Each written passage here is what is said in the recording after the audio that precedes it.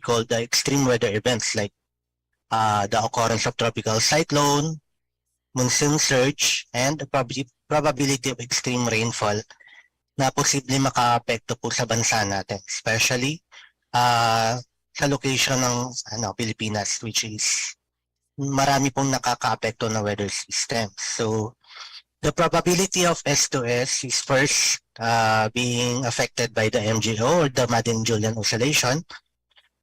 And then the second one would be the El Niño Southern Oscillation or ENSO. And the third one would be the stratospheric interaction between yung mga interaction po ng kahanginan sa kayong temperatura ng dagat within yung nakapalibot sa Pilipinas. So, yung MGO po, briefly, is discussed as a set of cloudiness that may affect yung development ng weather system, especially sa Pilipinas. It could be a tropical cyclone, monsoon, o it may affect yung mga dalang pag-ulan ng intertropical convergence zone and yung pinaka maliit na weather system which is a thunderstorm. So, it greatly affects yung mga weather systems ngayon. So, what is MGO? MGO is just the propagation of a set of cloudiness from Africa. So, along the equator lang po yung propagation niya from Africa towards the Philippines. So, ito po yung cycle niya from week 1 is dito po siya sa may Africa, then propagates towards the Philippines from in week 4 to 5. So, week 2 to 5. So, pa-westerly po yung kilos. So, it acts as a modulator of tropical cyclone formation in the country. So, ito po yung cycle po ng MGO. So, we are affected especially in phases starting from phase 5 to phase 6. Makikita natin the cloudiness is represented by yung cloudiness po na color green to blue. So, ito po siya. So, makikita natin from phase 4, andito po siya, then phase 5, 6. Which it may amplify yung formation ng tropical cyclone or yung mga dala na ulan na dulot ng other weather systems like ITCC, LPAs, thunderstorm, and other rain-bearing weather systems. So for the assessment of the MGO for the past 40 days, kung makikita natin, yung propagation ng MGO is nasa phase 7, 8, 1, saka 2. But for the, tinatawag nating maritime continent where the Philippines belong, is within the, circle, meaning, yung propagation ng MGO along the Philippines is weak. So that is why it basically mean that it did not affect yung mga formation ng rain-bearing weather systems sa bansa natin. So, especially during the formation of Amang, wala pong influence yung MGO sa time na yon. So, that is why hindi siya nag-progress hanggang TD lang po siya. Then, dissipate afterwards.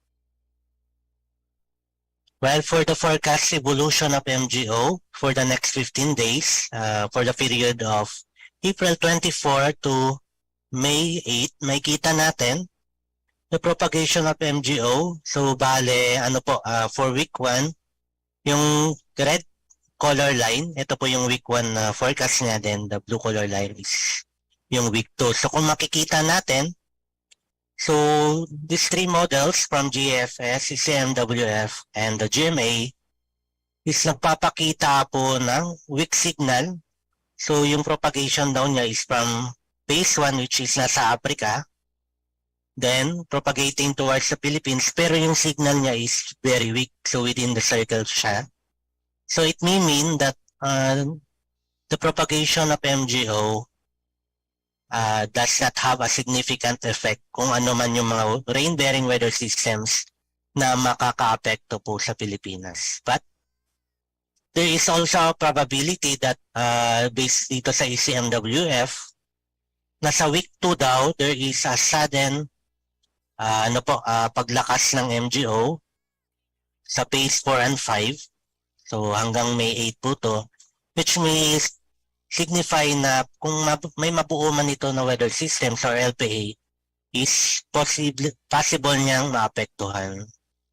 So the period comes from May 2 to May 8 daw. So what are the implications of this MGO sa forecast natin? So first, we go on sa tropical cyclone. So for now, so based po sa pinresent ni Sir Alxa Aurelio kanina, so our weather forecaster is may tayo minamataan po na LPA dito po sa tinatawag nating Philippine Monitoring Domain ay Pag-asa Monitoring Domain. So but this LPA or this CLB, dahil malakas po masyado yung ridge, so hindi po favorable yung environment niya, it's matutunaw po siya. It may enter or may not enter the power bago po siya mag-dissipate. So less likelihood of becoming a TC in the next few days.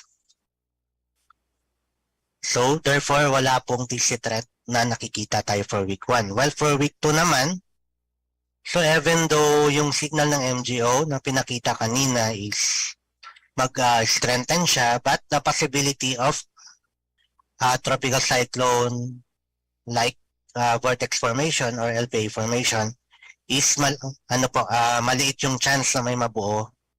So meaning po, kung wala po tayong weather system na or set of cloudiness na mabubuo for week 2, then wala din po tayong TC threat during the forecast period.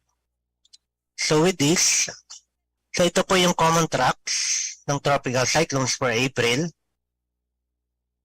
So yung amang po is hindi po siya typical track ng tropical cyclones for April na dito po siya dumaan sa may southern Luzon. So usually daw, kung may tropical cyclone is na mabuo for April, dito siya dadaan sa may Samar area at or possible na mag-record before mag-landfall. While for May naman, so common track of tropical cyclones is magkocross siya, dito siya papasok sa may Samar area, then lalabas po siya sa may Calabarzon area. Or otherwise, magre-recur po siya before making landfall. But during May, this LPAs or tropical cyclone na magpo-form may contribute sa maraming rainfall towards climate type 1 stations, saka yung dito po sa may eastern sections ng Luzon, which may help din po trigger yung tinatawag nating onset of the rainy season sa climate type 1 or the western section stations ng Luzon at parts ng Visayas. So for the rainfall forecast for the week 1, which dated from April 26 to May 2, so napapansin po natin high to a very high probability of 25 mm of rainfall is forecasted po in Mindanao, Eastern Visayas, saka yung parts po ng CAR. So yung Mindanao po, nasabi po ni Sir Alxar kanina na possible na maapektuhan na po tayo ng ITCC sa may Mindanao. So this probably is the cause ng high to very high probability of rainfall na mag-exceed ng 25 mm along this area. While yung nasa CAR naman po is yung tinatawag nating thunderstorm activity caused by orographic effect kasi may mountainous area po dito. While for the probability of rainfall for 50 mm, medyo mataas pa din po dito sa may around Lanao provinces saka parts po ng Zamboanga Peninsula at dito po sa may Eastern Samar. While 100 mm, maliit po yung chance or more than 100 mm na rainfall in most parts of the country. Then for week 2, so almost the same po dun sa week 1, na may mga high to very high probability of rainfall exceeding 25 mm po sa Mindanao at dito po sa Maycar area. While moderate to high probability in Nueva Vizcaya, dito po sa may eastern sections ng Mindanao, most parts of Visayas, and otherwise, low to moderate naman sa mga remaining parts of the country. While for 50 mm, so may probability dito sa may Mindanao area ng moderate to high probability na magkaroon po ng 50 mm or more but less than 100 mm of rainfall, especially dito po sa may western saka central part of Mindanao, saka some areas po ng CAR, while low chance for 100 mm or more rainfall in most parts of the country. So in summary po, current MGO status, models indicate the MGO will continue to move from Africa towards the Indian Ocean, then towards the Philippines with a weak signal.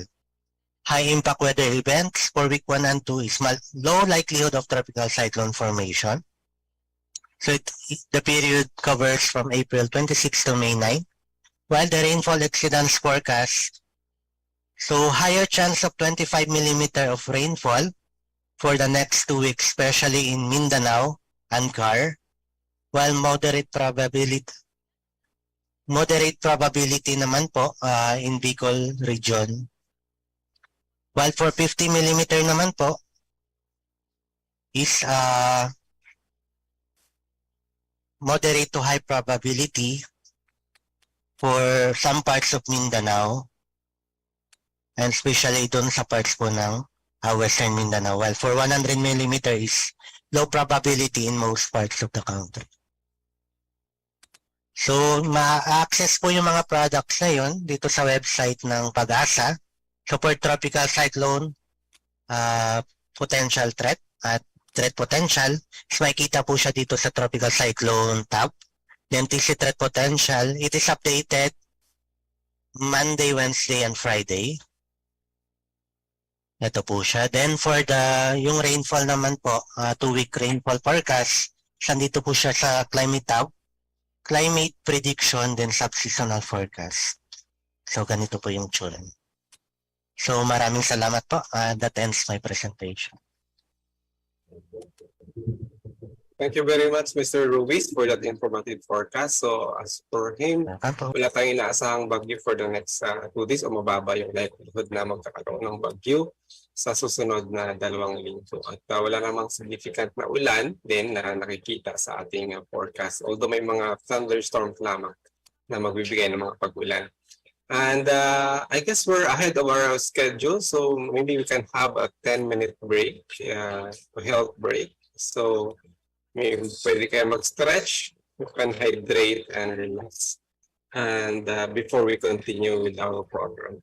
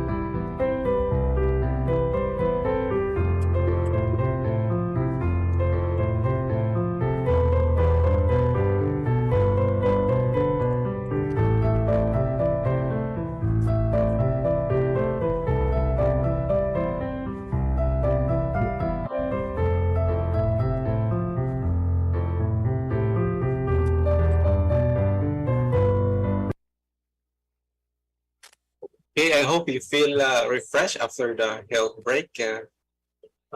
We've seen an increase of our participants in Zoom room. We have actually 145 participants as of this time. So thank you so much for your participation. Let us now move on to the climate outlook for the next 6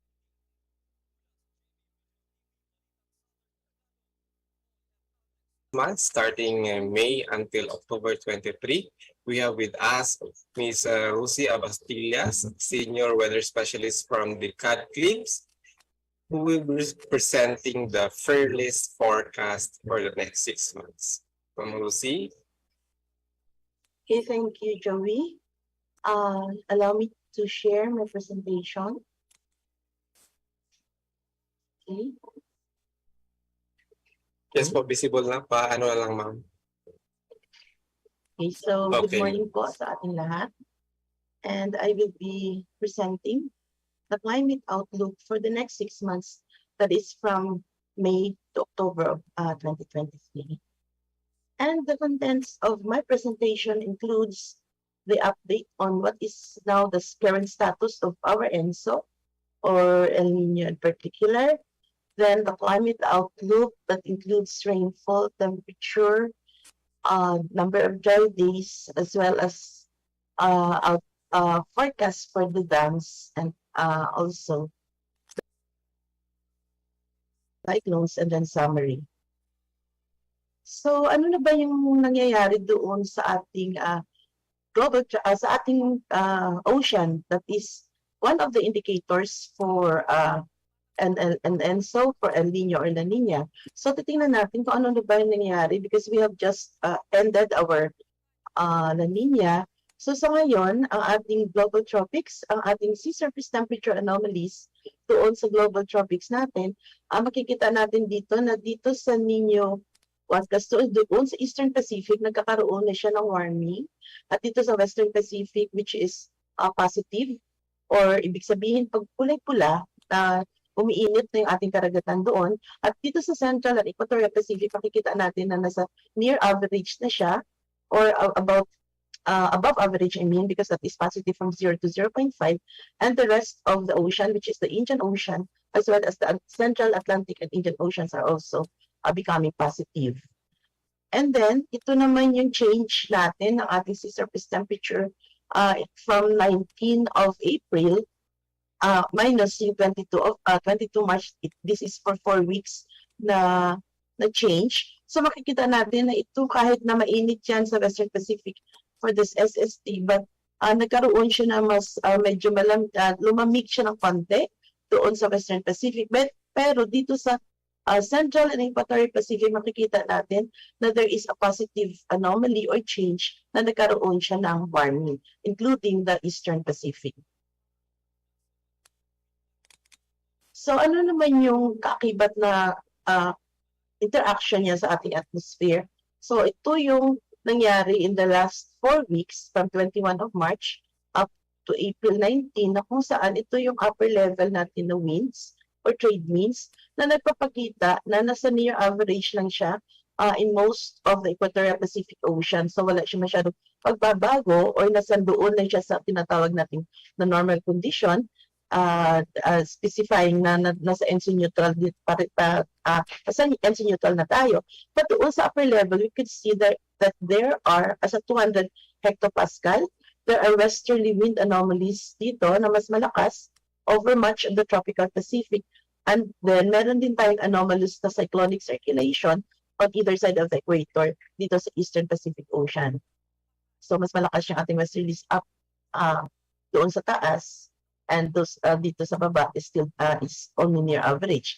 And in terms naman ng outgoing long wave radiation anomalies for the past 4 weeks then, as I have already mentioned kanina nila Sir Joe, ni Sir Juni, na yung ating MJO nung last month until ngayon, medyo suppressed.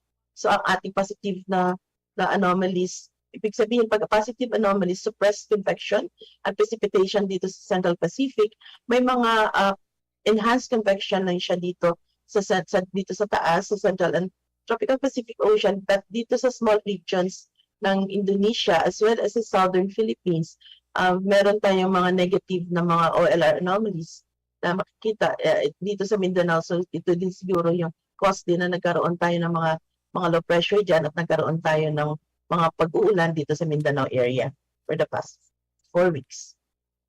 And ano naman yung nangyayari doon sa ilalim ng ating surface ng ating karagatan? So this is the Central and Eastern Pacific Ocean anomaly doon sa subsurface natin from 0 to 300 meter depth. So makikita natin na ito po yung kulay blue, ibig sabihin mas malamig yung ating karagatan from July until February. Nagkaroon siya ng weakening at nagkaroon tayo ng, ito po yung La Nina noong past La Nina event natin, kung saan ito po yung nagsusustain ng ating cooling doon during the past La Nina event. But during December until January and February, nagkaroon na siya ng weakening. Kaya naging neutral na rin ang ating condition doon sa ating La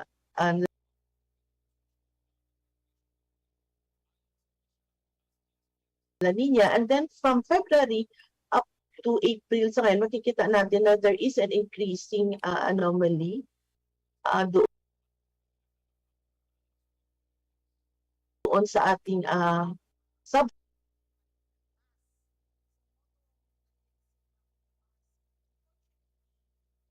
surface, kaya upper ocean I mean. So nakikita natin na sa ngayon nagkakaroon na tayo ng warming.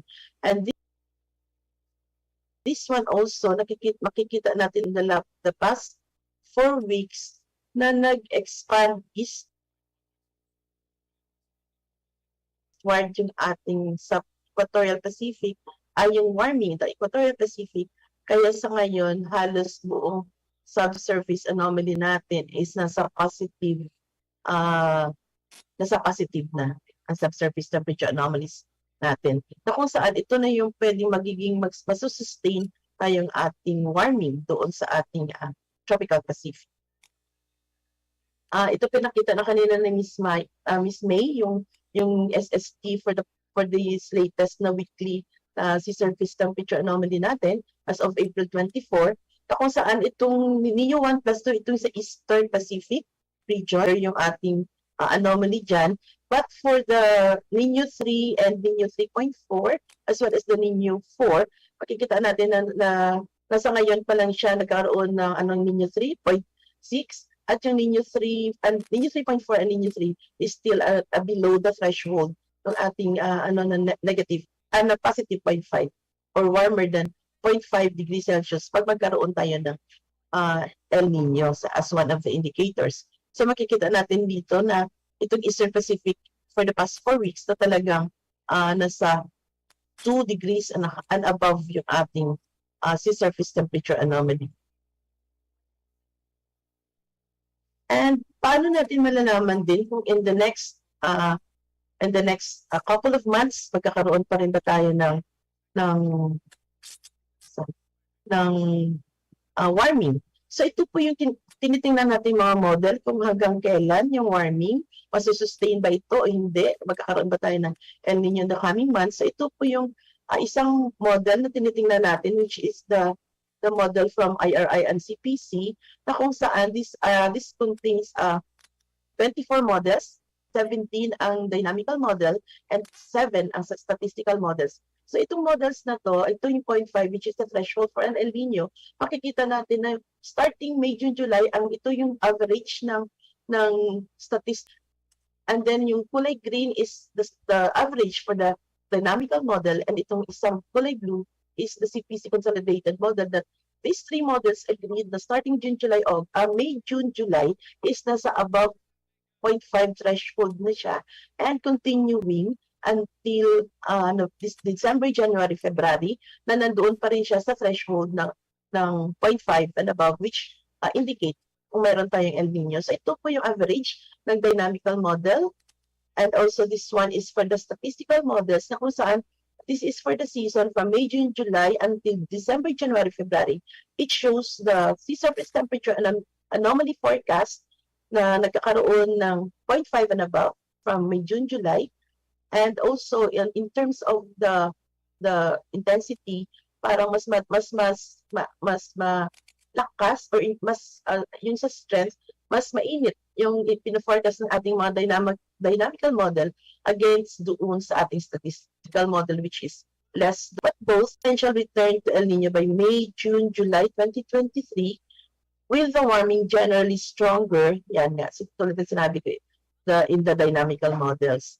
And isa ding model na tinitingnan natin, one of the leading models din, ito po yung ECMWF model as of April 1, na kung saan makikita din natin na starting April, dito May and June, dito na papakita na April, May, June, at sa May, June, I think at April, May, June, na dito makikita natin na nasa 0.5 and above na rin siya. And all the models na nakasama nitong ECMWF models ay lahat sila nag-agree na patungo po tayo doon sa warming, which is more than 2 pa nga dito sa isang model na pinapakita. And this is also for the CFS model from CPC, na kung saan lahat ng mga individual models, the latest forecast, the average shows that we are into weak to moderate El Nino in the next few months. So this is the probabilistic forecast. Ano ba yung chance natin in terms of probability or chance ng ating El Nino in the next couple of months? So dito pinapakita, this is issued in April 2023, na ang May, June, July, the probability for El Nino against dun sa neutral, this is for neutral, yung kulay gray, yung kulay red is for the El Nino, and yung kulay blue is for La Nina. So makikita natin na dito napaka-minimal na ng percent. This is only 0 to 1% for La Nina na pwedeng bumalik. But for the El Nino, it shows that from May, June, July, from 62% up to 87% probability na magkakaroon tayo ng El Nino from May, June, July until November, December, January. The probability is 62 to 87%, pero yung neutral condition is becoming lower. And this is for only the model forecast based on April na ating model forecast. It also shows na more than 80% until DJF. Still, until December, January, February, it shows more than 70% probability for an El Nino to occur. So, a transition dito, based dito sa ating probabilistic forecast, it shows that a transition from ENSO neutral from April, May, June is favored during May, June, July, with chances of El Nino increasing through the fall and winter. So, SON hanggang and DJ hanggang DJF. But currently, we are still at El Nino watch when we have seen for the past month na this is a 55% probability or more na magkakaroon of this El Nino event. It also shows here na yung ating probability for negative, so 0 na siya. But for the positive side, so pag 0.5 degrees Celsius and higher, that is for the weak El Nino, this is for the strength. And then for greater than 1 is moderate, and then greater than 1.5 or equal to 1.5 is strong El Nino. So dito makikita natin that this the chance for a weak to moderate El Nino is more than 50%, 87%, up to 67 to 87% na magiging weak to moderate. But there is also a chance, a 41% chance na pwede siyang greater or magiging strong, greater than 1.5 by November, December, and January. So makikita pa rin natin na there is still a chance na pwede siya magiging strong. But as of now, mas mataas yung weak to moderate probability for this El Nino. Okay, sorry. And currently, based on historical El Nino and La Nina episodes, ito po yung mga similar. Ang last El Nino episode pala natin is, the last one is in 2018, 2019, which is a weak one. Ang kanyang ONI or Oceanic Nino Index value is, ang pinakamataas is 0.9. So that is considered a weak El Nino.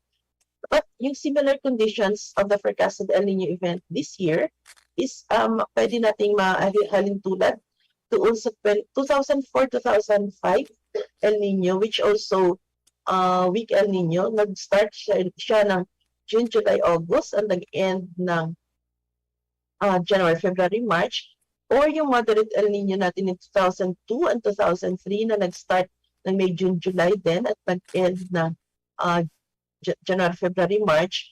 And the last na ay yung strong natin na El Nino in 2009 and 2010, that is after a La Nina event. So ito po, nag-start din siya ng June, July, August. So ito po yung tatlong event na ito is similar. Ito yung mga similar conditions na pwede nating itingnan kung ano bang mangyayari in this El Nino event. But we have to remember that each event is unique. So hindi mo siya ma-compare historically, but we can also get yung mga composite niya para makita natin kung ano ba ang pwedeng mangyari in the next couple of months.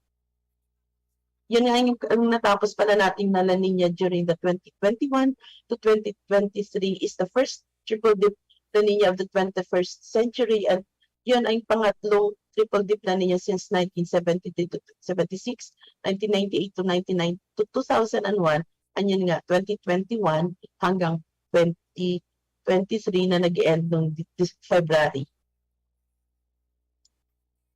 So, ang ating SO alert system status as of now is still at El Nino watch, and then a transition from ENSO neutral to El Nino is favored during the May, June, July 2023 season, with chances of El Nino increasing towards the first quarter of 2024. Okay, so now let's move on to the weather systems that may affect the country during the next 6 months. For the next 6 months. So since sa ngayon we are still experiencing yung mas mainit na panahon and fair weather, so nandoon pa rin tayo sa tinatawag nating tag-init. So the prevailing weather system is the ridge of high pressure area, kaya nararanasan natin yung mas mainit na panahon, at pwede pa itong magpapatuloy hanggang May. And then yung mga localized thunderstorms, which is frequent lalo na pag ganitong mainit ang panahon, at yung ating prevailing wind system din yung easterlies na yung hangin na galing sa Pacific Ocean, na kung saan nagdadala din ito ng yung warm and moist air, kaya nagkakaroon tayo ng convection kahit na mainit ang panahon, kaya nagkakaroon tayo ng mga severe na mga localized thunderstorms. And doon pagdating na ng second half of May, pwede na nating transition na sa pagdating ng May, nasa transition period na rin tayo ng papunta na tayo sa southwest monsoon or habagat until June, and then until the onset of the rainy season.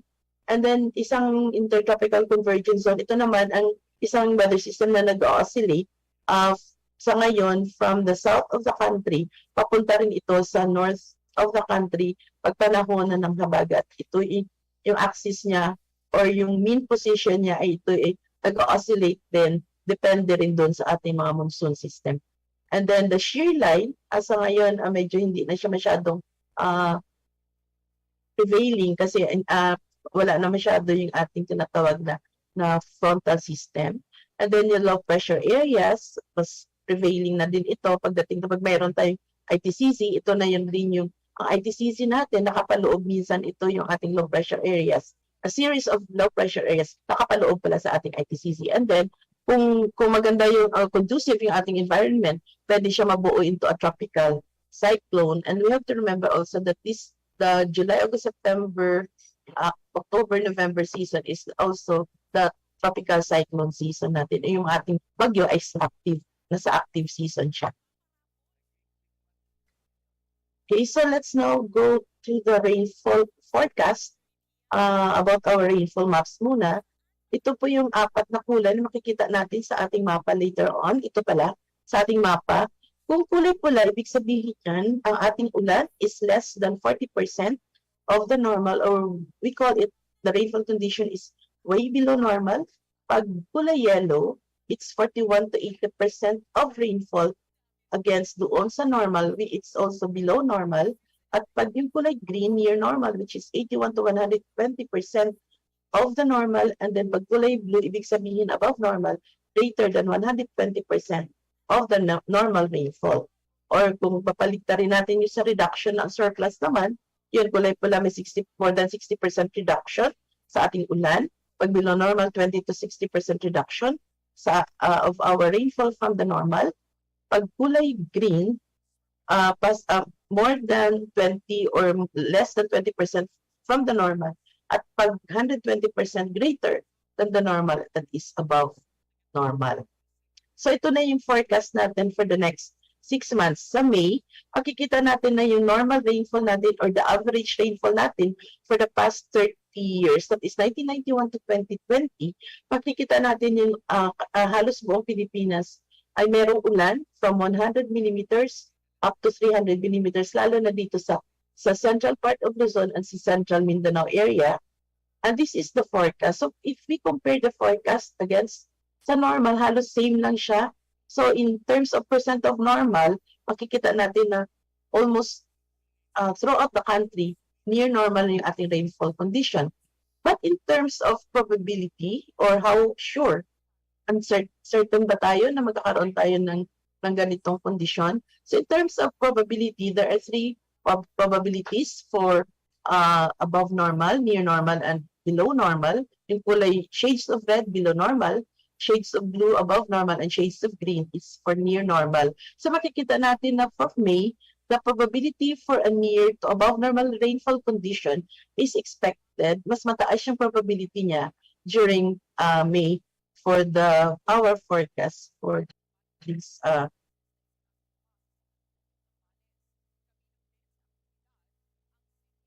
month. And for June, makikita na natin na yung rainfall concentration parang nandito na siya sa western section of Luzon and most parts of Visayas and Mindanao. Makikita natin na mas tumaas na yung rainfall amount natin, about 200 to 300 up to 400 millimeters, lalo na dito sa western section of Luzon for the month of June. So, ang ating forecast also is compared sa ating normal, it's almost halos same lang din. Although mas marami konti dito sa western section of Luzon area. So, in terms of a percent of normal, we could see that almost near normal lang din, 83 provinces na near normal, or only one which is above normal dito sa tip ng ating this is Zambales. And then for the probability, it also shows near to above normal yung ating most higher na probability for the month of June. And then for July, we can see na mas marami na yung ulan natin sa western section because this is already the southwest monsoon season normally. And for the forecast, it also shows more than 500 millimeters of rainfall is expected, especially here in Luzon, as well as the western section of Mindoro and other areas in Visayas, and also in the western part of Mindanao. And in terms of percent of normal, near to above normal may mga above normal, patches of above normal in Luzon, but generally near normal ang ating rainfall. And only the 3 provinces in Mindanao are expected to have below normal. In terms of probability, there is still a higher probability for rainfall to be above normal, lalong-lalo na dito sa western section of Central Luzon as well as in Mindoro and Palawan area, na mas higher probability niya ng above normal for the month of July. Pero meron dito sa Mindanao that on forecast natin ng below, na magkaroon din siya the higher probability din for a below normal rainfall ang pinapakita dito sa ating July forecast. But 11 provinces are expected to have above normal rainfall, lalong-lalo na dito siguro sa western section of Central Luzon. Okay. This is for the month of August. Still, the concentration of our rainfall is nasa western section pa rin. More than 500 millimeters of rainfall is expected. Is normal pala dito sa ating month of August, and more than 500 is expected. So mas maraming ulan din expect natin dito sa western section of the country, lalo na sa Luzon for the month of August.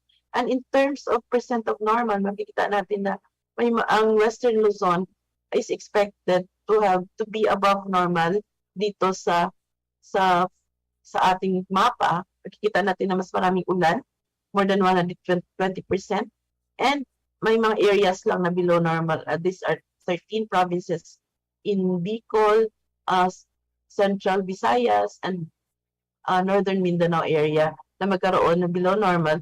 And in terms of probability, we could see here na meron tayong mataas na probability rin ng above normal, lalong-lalo na dito sa western section of Luzon.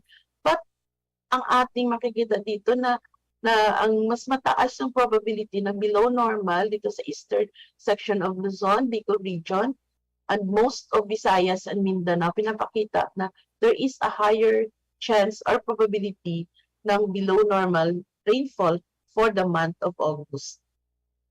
And for September, also, marami pa rin ulan dito sa western section kasi ito pa rin, kasama pa rin siya sa habagat season natin. And then this is our forecast showing na near to above normal rainfall pa rin, near normal rainfall pa rin ang mostly in-expect natin for the month of September. Only the Bicol region, I think, is below normal. And in terms of probability, there is still a higher probability for a near to above normal rainfall for this month of September. And ito na yung October natin. This forecast for October, already this is the transition period na. Papunta na rin ulit ito sa ating northeast monsoon season. So makikita natin dito na yung ating mapa, yung ating rainfall is almost equally distributed na siya sa buong Pilipinas, almost 200 to 400 millimeters. And this is our forecast rainfall, kung saan nakikita natin yung kulay na less about 100 to 200 millimeters compare mo dito na 200 to 300 millimeters. So in terms of percent of normal, most parts of Luzon and Visayas are expected to be below normal rainfall, or 41 to 80% only of the normal. And in terms of probability, mataas din yung probability natin, almost 65 to 70% probability that these areas would have below normal rainfall for this month of October. And this is for the matrix for the per province, kung saan nakikita natin dito from Luzon, Visayas, and Mindanao na May to September almost nasa green lang siya or blue, near to above normal rainfall. Pero pag ang October natin, mostly nasa yellow or below normal Luzon, and also Visayas, and some parts sa Mindanao, wala halos na below normal. 80% is still considered na near normal yan. And this is in terms of millimeter. So this is in range. So for example, this one is 164 millimeter to 233 millimeter minimum maximum. And this is the mean rainfall forecast for per province for this May hanggang October. So mas marami na yung ulan in-expect natin for the next couple of months kasi ito na yung tag-ulan natin na season, lalo-lalo na dito sa western section ng ating bansa. So this is the forecast watershed sa ating mga monitor na dams in Luzon and also in Bicol and in Visayas and in Mindanao. So makikita natin na from May until September, until August, near to above normal pa nga dito sa La Mesa Dam is expected for these months. From September, meron tayong below normal in Lake Buhi in Bicol. But for October, you could see na meron ng mga dams na pwede na, may mga below normal or to the yellow, but 66% of the normal, lalo-lalo na sa Bicol, Magat, Pantabangan, and also in San Roque Cascade watershed. But yung Angat Dam natin is expected na in terms of forecast, deterministic forecast, sa near normal siya from May to October. But yung probability natin for Angat, dito makikita natin yung tatlong probability for below, near, and above. Na kung saan from May until September, there is a higher probability for an above normal rainfall, more than 50%. Hanggang August pala, 41 to 54% probability ng above normal. Pero pagdating pala ng September, there is a higher probability for a near normal rainfall compared po dito sa below and also above. Pero pagdating na October, although we have here a near normal, pero yung probability niya for a below normal is higher for October, which is 46%, 34% to be near normal, and 20% to be above normal. So dito pinapakita yung uncertainty din natin minsan doon sa ating forecast. So ano ba yung probability na magkakaroon tayo ng near normal, ito po yung ating pwedeng isagot din. And in terms of, ito naman yung forecast for ating rainfall over rain stations over selected dams, na kung saan ilang dams ito sa buong bansa. And this shows that from May until September, it shows near to above normal rainfall, and only in October that we could expect below normal. And also, this one is for the river basins, na kung saan ang river basins natin from Luzon to Mindanao, from May to July, we expect near normal halos and only above normal in Abra and Abulog River Basin. And for July naman dito sa Davao River Basin, almost 79.7% ang ating rainfall. But normally, nasa near normal lang din halos ang lahat ng mga river basin natin from May to July. Pagdating ng August hanggang September, dito sa Luzon, near to above normal. Pero yung October natin is below normal halos lahat. Dito sa mata October ang ating mga river basin Luzon. Pero dito sa Mindanao, still we expect near normal rainfall pa rin ang ating in-expect over the river basins in Mindanao area until October. Okay, forecast naman ng ating dry day. Pag sinabi natin dry day, it is a day na meron tayong na-observe na 0 or less than 1 millimeter na rainfall. So kahit umulan siya na less than 1 millimeter, it's still considered a dry day.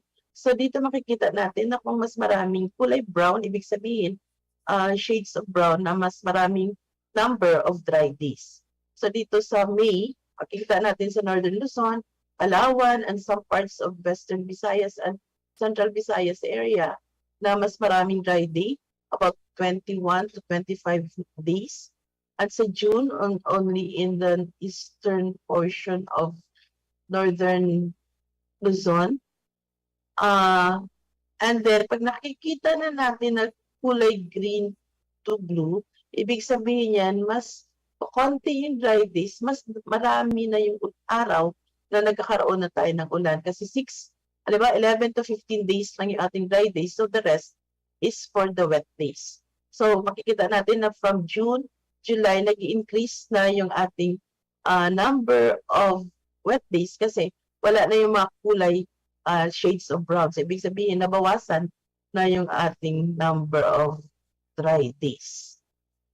Pero pagdating na October, significant, makikita natin na yung number of dry days natin dito sa Luzon and over southern portions of Mindanao and Palawan area, Mindoro area, na mas maraming dry days, 21 to 25 days yung ating dry days. And in terms of anomaly, ito po yung table. This one is for the normal number of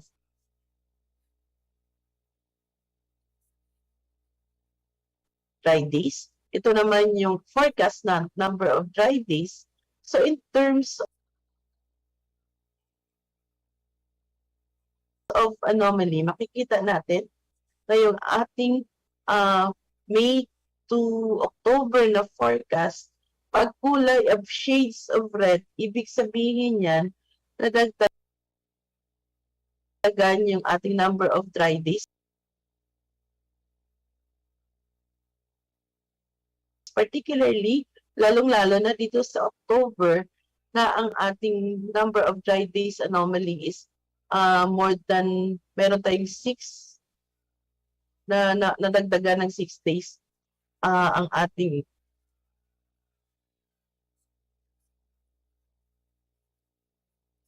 dry day dito, lalo na dito sa Romblon and also other parts of the country. 2 to 4 ang nadagdag na number of dry days.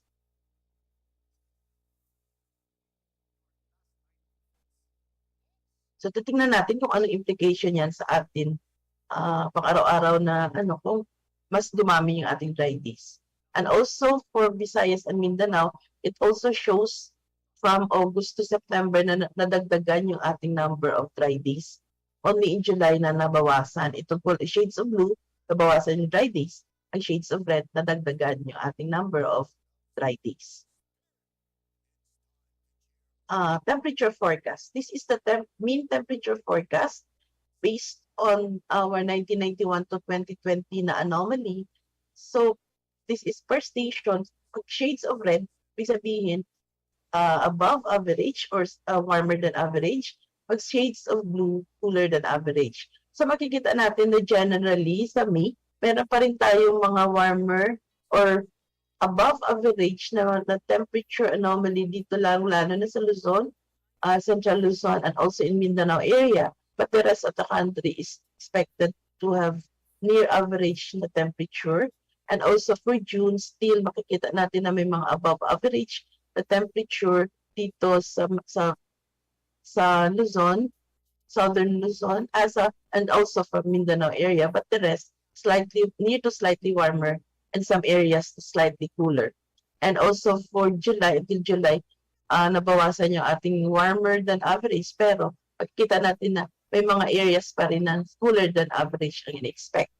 And then August until September, ganun pa rin near to slightly warmer ang in-expect natin for the rest of the months. In terms naman sa extreme temperature forecast, since tag-init pa rin tayo until May, we expect na yung ating temperature, this is for the maximum temperature.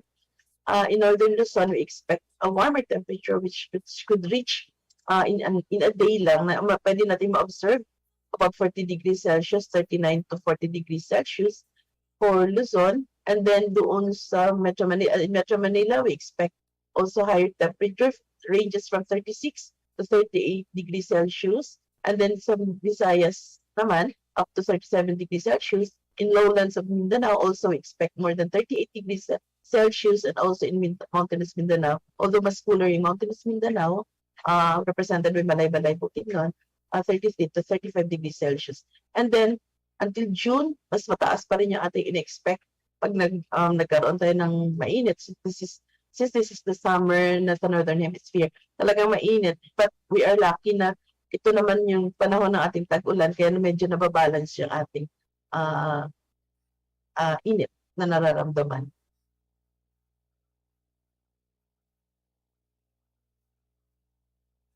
And for the tropical cyclone forecast, ilan pa yung bagyo na ina-expect natin from May to October. So for May, we expect until June 1 or 2 tropical cyclones. Then sa July 2 to 4. And August until October, we expect 2 or 3 tropical cyclones per month. And on the average, we expect 10 to 14 tropical cyclones ang ina-expect natin for May to October of 2023. And for the tracks, ito po yung mga tracks, normal tracks ng ating mga bagyo pag meron tayong bagyo sa May, usually papasok siya sa eastern section, halimbawa sa Visayas, but magre-recurve towards Luzon area. And then sa June, ito yung mga normal tracks or average tracks. This is from 1948 to 2015. And may mga nagko-cross sa southern Luzon to southern Metro Manila area, pwedeng pumasok or papasok yung ating mga bagyo and cross this area, or pwede din mag-recurve towards Japan. And then sa July, ito na yung mas kulay-pula. Ibig sabihin, mas dumadami na yung bagyo na pumapasok, lalong-lalo yung peak ng ating southwest monsoon season. So usually, nasa northern to extreme northern Luzon, mas maraming bagyo. That could also enhance our southwest monsoon. And then sa September, papunta na rin siya ulit dito sa northern Luzon, and then papunta na siya sa northern Luzon, central Luzon, as well as central Philippines area. So, bas bumababaan, mostly nagkukos yung ating mga bagyo during this time of the year. So, in summary, sa ngayon, ang ENSO alert status natin is still at El Nino Watch to be upgraded to El Nino Alert based doon sa ating pinakita ng mga indicators kanina. So, a transition from ENSO neutral to El Nino is favored during the May, June, July season, with chances of El Nino increasing towards the first quarter of 2024. So, in terms of rainfall naman, yung pinakita ko kanina, yung May to June, generally near normal with higher probability for near to above normal throughout the country.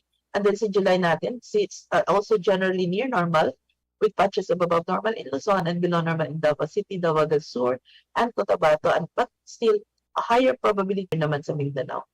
And for August, generally above normal and a high probability for above normal in most parts of the country. Pero meron Bicol region, Visayas, and Mindanao that may experience below normal rainfall. And also in terms of probability, it's also, we expect parts of Visayas and Mindanao to expected there is a high probability for below normal rainfall. And for September also, a higher probability for near to above normal, which is 40 to 45% chance expected in most parts of the country. In October, ang pinakita natin kanina, there is a high probability for below normal in most parts of the country except for doon sa Luzon area na magkakaroon ng near normal and the rest of the country. For forecast temperature, generally surface air temperature range from below average to above average during the forecast period, and still we expect warmer and humid weather conditions in the coming months or until May or hanggang June. And then 10 to 14 tropical cyclones are expected to enter or develop in the Philippine area of responsibility from May to October. A normal onset this year between the second half of May up to the first half of June. And that is for areas considered natin na onset ng is for the area associated siya sa ating southwest monsoon or habagat. So PAGASA will continue to closely monitor the possibility of this El Nino, and updates and advisories shall be issued as appropriate. So until the next update is on 24 May for our 160th Climate Forum. So with that, hashtag Bantay Klima. Maraming salamat po.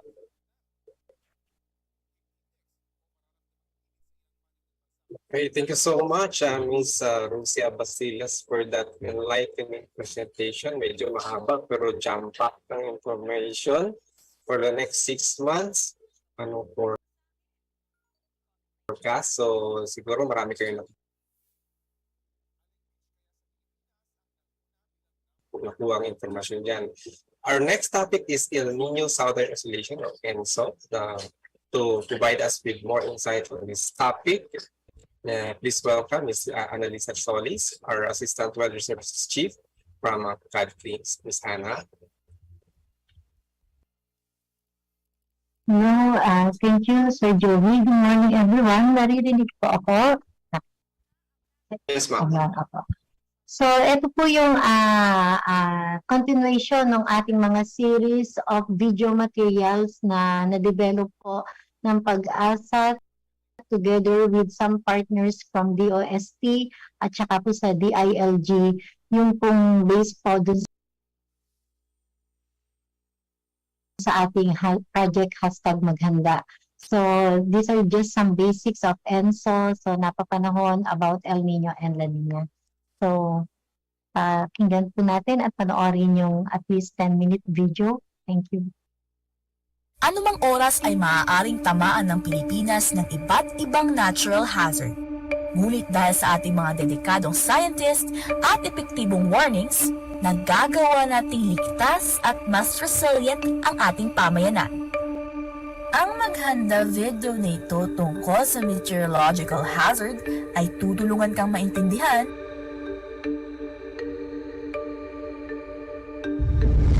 Alam niyo ba na kapag mainit ang temperatura ay kadalasang nakakaranas ang ating bansa ng tagtuyot? Ito ay maaaring dulot ng El Nino. Pero ano nga ba ang El Nino at anong pagkakaiba nito sa La Nina?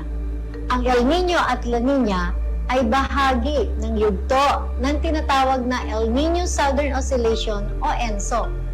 Ang ENSO ay halimbawa ng natural climate variability. Ito ay dulot ng interaksyon ng atmosphere at karagatan, particular sa gitna at silangang bahagi ng Dagat Pasipiko. Isang halimbawa ng interaction ito ay malawakang pag-init at paglamig ng temperatura ng ibabaw o kapag walang malaking pagbabago sa temperatura ng Tropical Pacific. Sa silangan, ang mainit na tubig patungo sa Western Pacific na kung saan matatagpuan ang Pilipinas.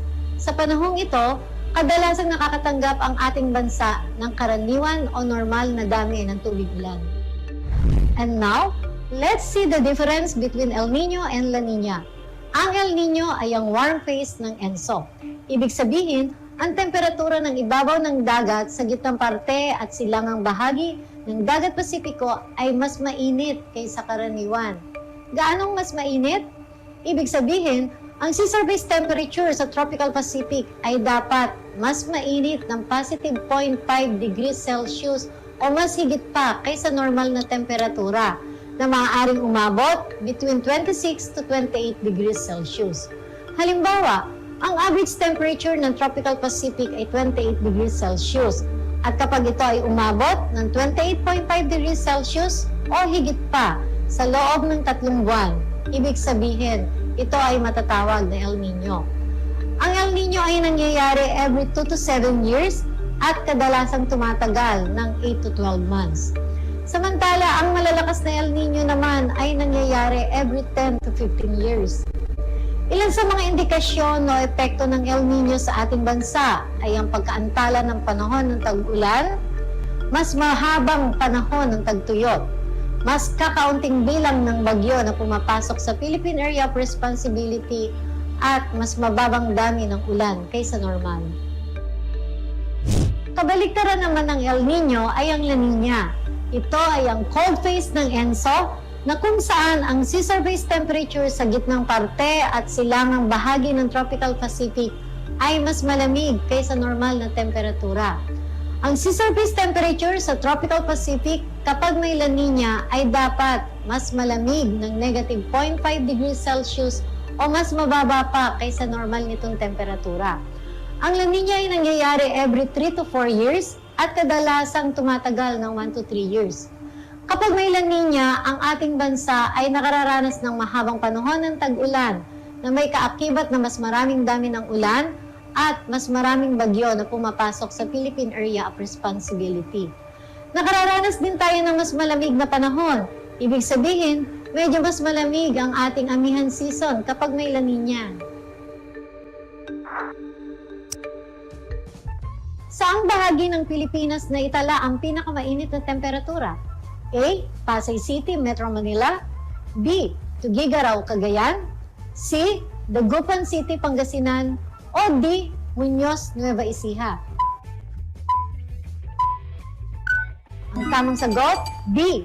Tuguegarao, Cagayan, kung saan umabot ang temperatura ng 42.2 degrees Celsius noong 1969 at ito ay taon na may El Nino.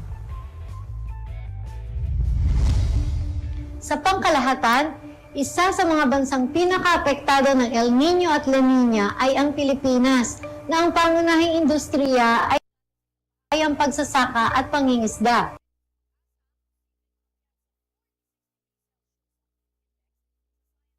Halimbawa sa agriculture sector, hindi natutuloy ang paglaki ng mga halaman dahil sa stress na dulot ng init kapag may El Nino. Nagkukulang rin ang supply ng tubig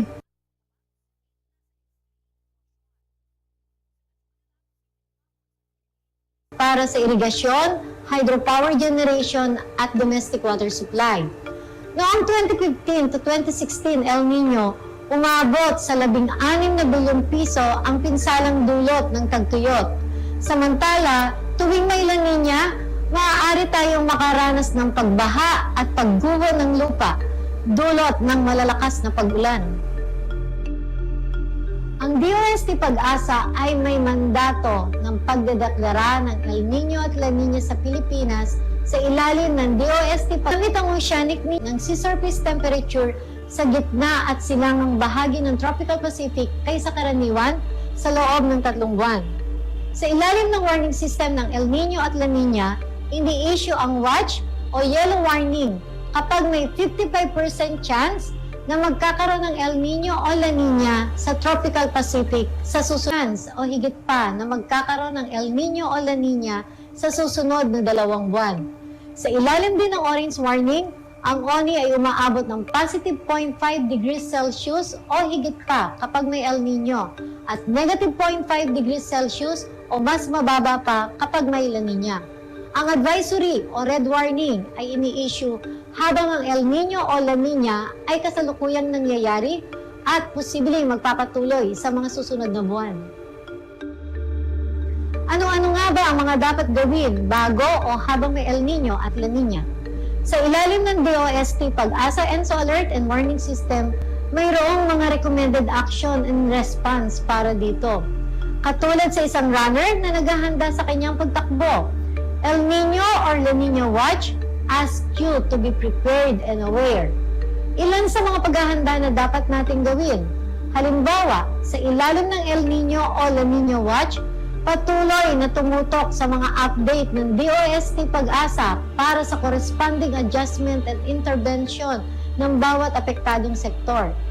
Gaya ng pakikipag-ugnayan ng mga LGUs sa kanilang mga magsasaka at iba pang stakeholders para sa mga dapat gawing pagresponde. Maglista o mag-inventaryo ng mga reserbang binhi at mga materyales sa pagtatanim at agrichem para sa posibleng paglaganap ng peste at sakit. Sa mga panahong ito, ay naglalabas ang DOST-PAGASA ng Monthly Climate Assessment and Outlook, gayon din ng press statements.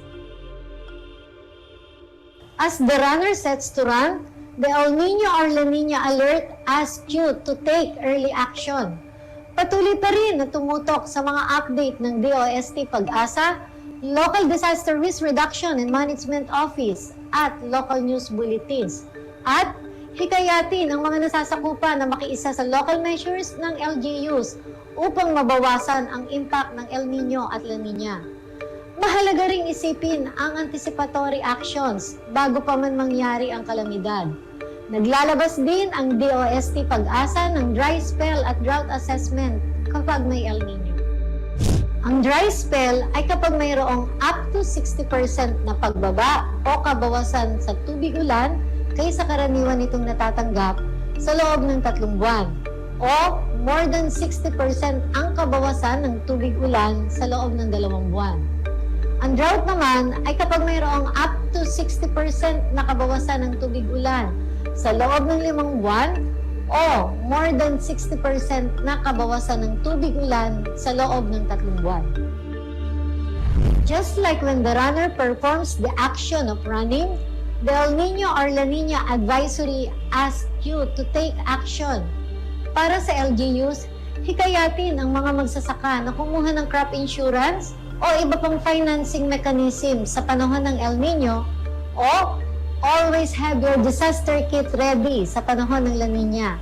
Sa panahong ito, naglalabas pa rin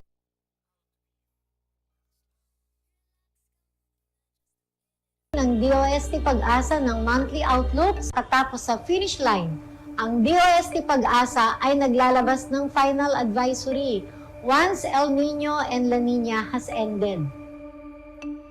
Manatiling updated sa mga inilalabas na advisory at bulletin ng DOST-PAGASA sa aming website, official Facebook page at Twitter account. Ang mga hazard na dala ng El Niño at La Niña ay maaaring maging mapanganib at mapaminsala. Ngunit, sa tulong ng mga concerned government agencies na katuwang ng DOST-PAGASA, maaari ding maiwasan ang paglala ng mga ito. Bukod pa rito, inaasahan din natin ang patuloy na pakikipagtulungan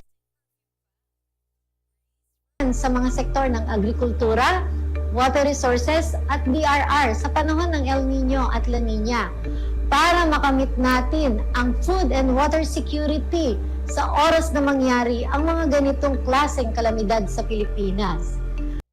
Now that you know more about the El Niño Southern Oscillation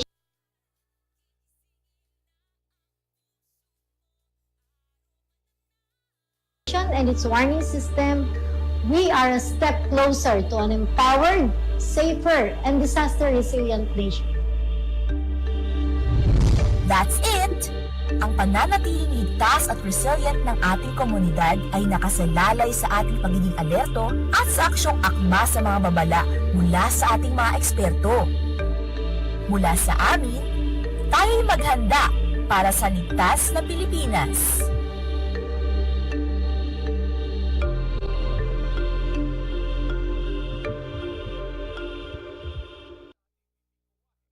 Okay, thank you so much, Miss Annalisa Solis, for that informative lecture on ENSO. So that concludes all the technical presentation for this session. Now we will directly move on to the open forum. This is your chance to ask questions or share your thoughts about the presentation we have had so far. Please welcome to facilitate the open forum, Miss Crystal Ann Valerie Vilasica. Miss Val. Ayan. Hello po, magandang umaga sa ating lahat, sa mga manonood po natin dito sa Zoom as well as sa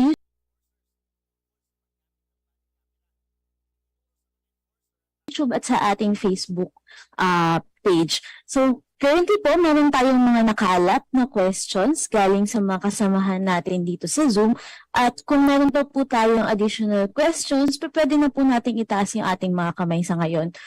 Kung wala pa po, ay dadirektan na po tayo dito sa mga questions na kanina pa po ay na-chat na dito sa ating chat box.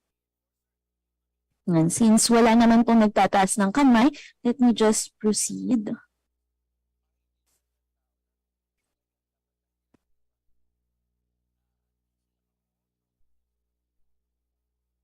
So, we have a first question po from Mr. Ariel Abalos. Ang question po niya is, ma-assess na Niño or strong El Niño? Maraming salamat po. Pwede po bang masagot ito ni Ma'am Lucy Abastillas? Ay, okay po, Sir Ariel.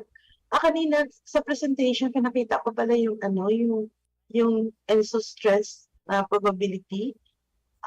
Kung hanggang saan, it's until NDJ pa lang kanina. I think I will share ulit ng screen. Yes po, sure po. Ma'am. Okay.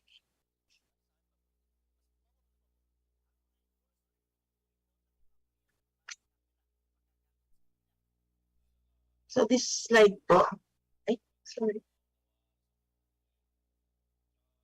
Bakit yun ang pinakita ko?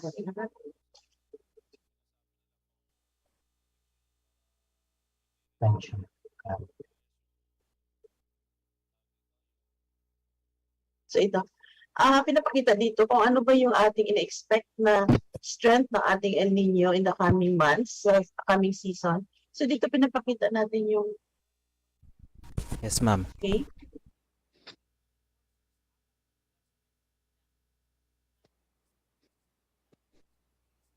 nakikita na ba? Yes, ma'am. Okay na po. Okay.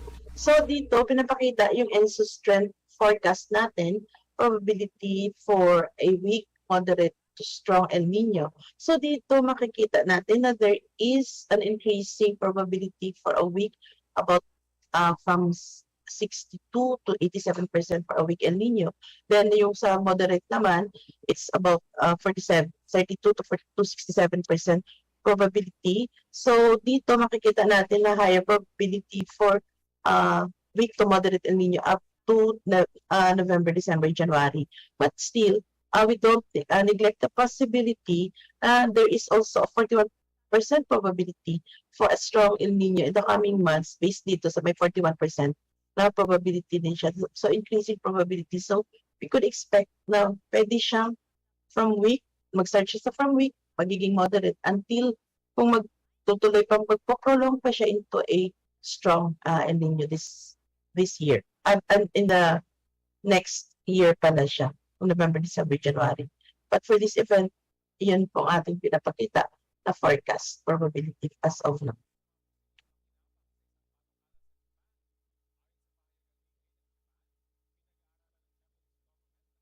Did I answer? Yan, salamat po, Ma'am Lucy. And I think, Sir Mr. Ariel Abalos, if satisfied na po kayo or may follow-up question po ba kayo, Sir Ariel?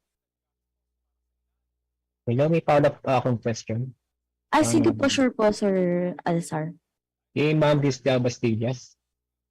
Aba sa probability po, comparison po sa last forum ngayon, tumaas po ba yung probability ng weak El Nino o sa moderate? Comparison po yung this forum from the last forum. Last forum, wala yata kaming pinakita na probability. But itong this as a probabilistic forecast lang natin, compared sa last forum, itong May, June, July kasi last forum, pinapakita na the probability is higher. This latest, as of April, pinapakita na niya na May, June, July, there is a higher probability for El Nino to start against dun sa ENSO neutral. Yun ang pinapakita. But I think Miss Anna could add dun sa ENSO strength. So, although hindi lang po natin ipinakita last climate forum yung strength probability ng ating El Nino, so actually mas nag-increase po yung probability of having weak to moderate El Nino, and then kasi tama na din po yung pagkakaroon ng 40% na maging strong El Nino siya, dahil previously po wala po yung probability na maging strong El Nino siya, although meron mga around less than 20%. Pero ngayon po, nag-increase yung probability towards weak to moderate as well as yung pagkakaroon at this early stage ay may nakikita na po tayong around 40% probability na maging strong siya. So at this early stage, yun po yung naging changes during our previous update. Next question po kay Ma'am Bastillas. May 2 more question po. Pasensya na po. Dun sa rainfall po na forecast, percent normal, July, August, kung nagkakamali. Comparison with probabilistic forecast. Sinasabi, meron doon sa Central Luzon na near normal sa percent normal. Pero doon sa probabilistic forecast, sa Santa Luz is above normal. Ano po masasabi? Anong reaction po doon? Ano pong masasabi niyo po doon?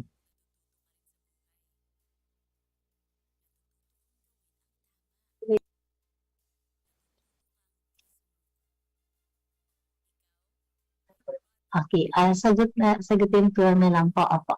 So yun po yung difference na pinapakita natin, yung deterministic type of forecast in terms of percent normal, and then yung probabilistic type in order to address uncertainty. So yun po yung usual po na nakikita natin na binibigay inherent dun sa ating mga models na napaka iba po yung pinapakita ng deterministic type of forecast and in terms of probabilistic forecast. So nakikita po natin na although we predicted based dun sa models at dun sa ating mga tinatawag na mga historical perspective natin na ang probability, yung determined percent normal natin is near to above normal rainfall conditions. So, ibig sabihin po, napakataas ng uncertainty or mababa ang skill ng ating mga forecast. But then, yung probabilistic forecast tells you of the uncertainty.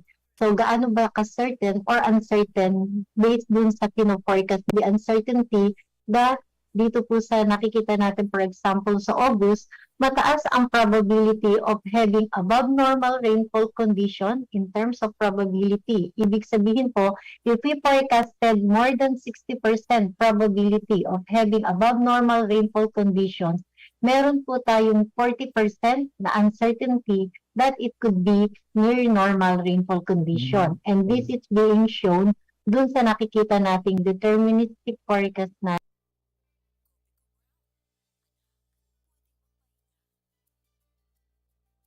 natin in terms of percent na around 40% na pwede siyang maging near normal rainfall condition. So this is how we should interpret yung combined information po coming dito sa pinapakita nating percent normal forecast and yung probabilistic type of forecast. So ganun po. Dito naman sa Visayas and Mindanao, dito sa pinakita natin, ang percent normal is below to near normal rainfall condition. But based on probability, uncertain ka na maging below to near normal rainfall condition because the model also says that the increasing probability of having below normal rainfall condition is more certain than having near normal rainfall conditions. So yun po yung combined information for us para makatulong po sa ating decision making and planning.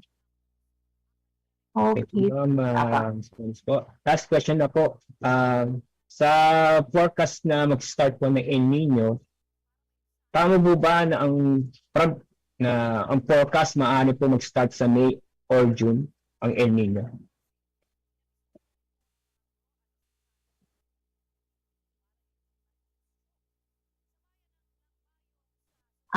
Okay. So based dun sa nakikita natin po, ang probability is more than 70% to start May, June, July. And some models says more than 80% June, July, August.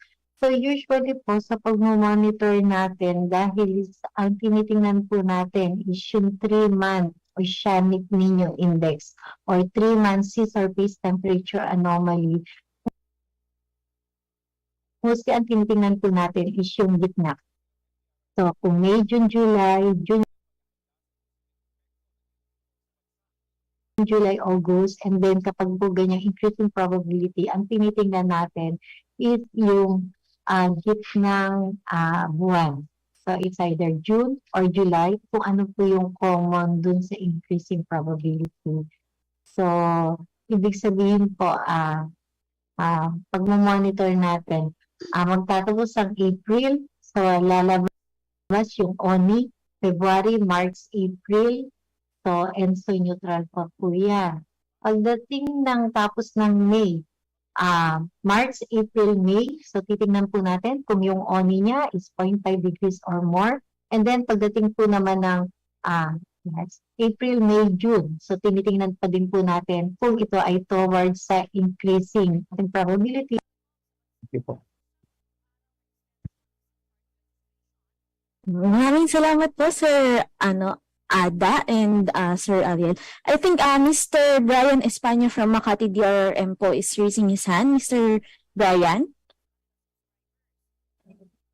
Hello. Yes. Hello po, Hello. yes po, clear po. Ano lang po ito, no? Follow up lang po to sa question ni Sir Adsar, no? Usually po ba pag may El Nino, nagiging normal pa po ba talaga muna yung pattern na yung climate natin? Or pwede siyang dumiretso na agad dun sa parang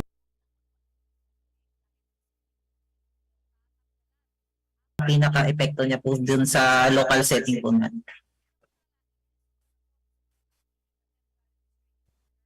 Parang, minsan hindi natin alam kung ano yung normal natin, ano yung normal pattern natin. But then, definitely po, since galing po tayo sa long triple dip La Nina and then back to ENSO neutral conditions, so mga early impacts po yan. So, since napakaliit po ng pagitan from La Nina towards ENSO neutral and then papunta sa El Nino. So nakikita po natin na ngayon pa lang nakikita na natin na since dry na nga, medyo mas nagiging dry pa rin siya. So ibig sabihin, hindi pa man siya masasabing early impact ng El Nino, but then towards na rin po tayo dito sa medyo nagiging unusual na yung ating weather pattern. Ayun. Alright ma'am, no? Follow-up question po ma'am. Since kasi based doon sa mga pinakita nating presentation kanina, na by I think mga fourth quarter ng taon nagsisimula ng nakakaranas tayo ng below normal rainfall pattern, no? Signifying po ba to na posibleng yung pinaka-epekto po ng El Nino na to is maramdaman natin in the next following year ng 2024? Tama po ba? In terms of dry spell and drought, could be last quarter of the year up to first quarter of the following year. And sabi nga po natin, kapag may El Nino ay two extreme events po yung ating nararanasan. So, ibig sabihin po yung habagat natin might be enhanced prior or during El Nino development. So, yun po ay nakikita na rin po natin na yun ang impact din ng El Nino. So, na kung saan nagiging enhance ang ating habagat and also yung tropical cyclone developments becoming intense, nag-recarve man po siya at hindi tumataan sa kalupaan during early habagat season, nagpapa-enhance naman po siya ng ating monsoon rains. So, isa din po yun sa general characteristics ng impact ng El Nino during our habagat season. So, ito po yung tinatawag na seasonal reversal ng ating rainfall combined with the effects of enhanced southwest monsoon as well as tropical cyclone associated rainfall. Alright ma'am. Gusto ko rin pong malinawan ma'am kasi especially ito yung tanong ng community kasi pag nakikita natin na weak, moderate, strong El Nino kasi pag sinabi natin sa community na strong El Nino to, di ba? Parang may isip ng community na baka sobrang lala ng El Nino na to. And base kasi sa mga pinapakita po natin presentation kanina na ang pag-assess po natin sa El Nino ay binabase doon sa Oceanic Nino Index na kung saan ginigauge natin yung temperatura ng dagat at kung sakaling sobrang init ng dagat na to, ito po yung magiging threshold natin for this El Nino criteria, no? So with that po ba ma'am, masasabi din po ba natin na correlated sa kung gaano katindi yung impact kapag sinabi po natin strong El Nino talaga siya? Or depende po yung impact condition niya doon sa local setting natin? Gandang tanong yan. So, no two El Ninos are alike and no two El Ninos are the same din yung kanyang impact. So, nagbabari siya from place to place and from time to time. And also depends din sa timing yung onset ng ating El Nino. So meron mga nag-i-start ng April, May, June, July, and then minsan nag-start siya sa latter part. So ibig sabihin, nagbabari yung kanyang impact at the local sa local scale natin dahil since iba-iba po yung rainfall pattern natin at saka yung mga rainy season natin, for example. So kung ano po yung matimingan nung time na yon, so example po nito ay pasimula ng El Nino during habagat season at nakakapagpa-enhance ng habagat.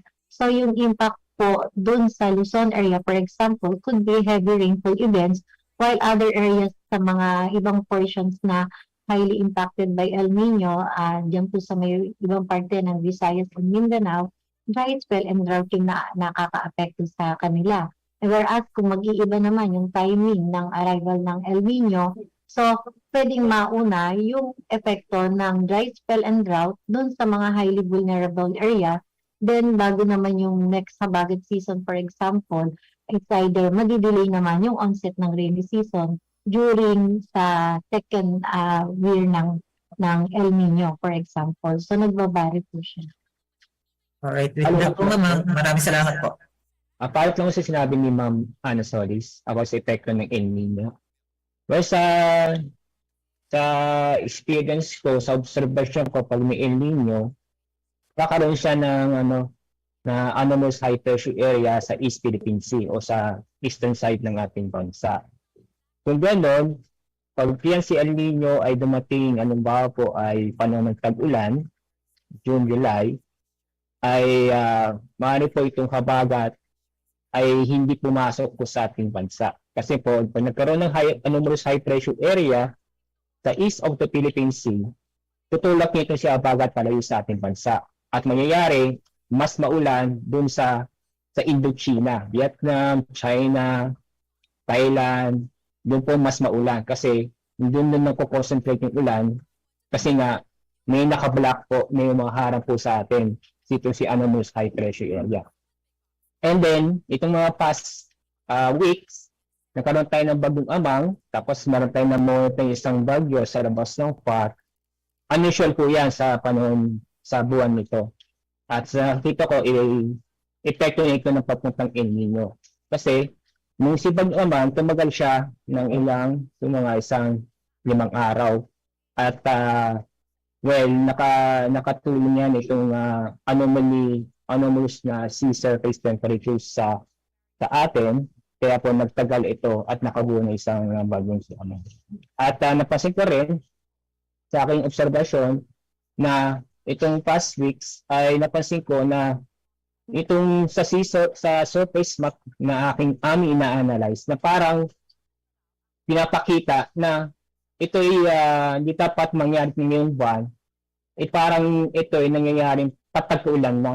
Patag-ulan na itong na-analyze namin sa surface map na hindi dapat ito pinapakita ngayong Abril dahil alam ko kasi pag itong Abril walang nangyayaring mga low pressure area na malapit sa ating bansa tulad si Bagong Amang. Ito may cross mga hangin na gagaling sa Amerika, sa Australia na tumatawid sa equator papunta sa mainland Asia na hindi dapat mangyari. Dapat nangyayari po yan sa buwan ng Mayo o patag-ulan. Nangyayari dapat yun. Napaaga. So, yun po na isa sa mga epekto ng palapit ng El Nino at yung epekto na nandito si El Nino. Na pag dito sa El Nino, yun nga po, may kakaroon ng high pressure area na dapat nagkakaroon sa East Philippine Sea na kapag nangyari yun at sa panahon ng tag-ulan, papalak niya itong si habagat, hindi pupunta sa atin, mapupunta sa ibang lugar at kadalasan sa Indochina at China napupunta yung mga ulan dahil sa habagat, so mas maulan doon kaysa sa atin. At yung bagyo naman, na tama po tayo na mas malakas ang bagyo bago pumasok sa ating farm. At hindi nagkakamali kung may O pwede niyo akong matulungan yung bagyong Yolanda, tama po ba panahon po yan ng El Nino o La Nina? Kung kasi isang example po yan na si bagyong Yolanda, nakakalayo niya, nabuo na siyang bagyo. At kadalasan, pag walang El Nino o La Nina o nasa neutral condition, low pressure air pa lang sa labas ng FAR, nagiging bagyo sa loob ng FAR. O kadalasan, mga 1 day, 2 days, ay bagyo siya, TD siya, pagpasok, TS. Itong si bagyong Yolanda, nakakalayo, hindi pa pumapasok sa FAR, super typhoon na siya. So yun ang isa sa example na epekto ng El Nino. But Yolanda happens during non-ENSO years. Hindi siya El Nino, hindi siya El Nina, El Nino years po. So yun po yung pwedeng similar conditions. It could happen, but hopefully not. Huwag naman po sana.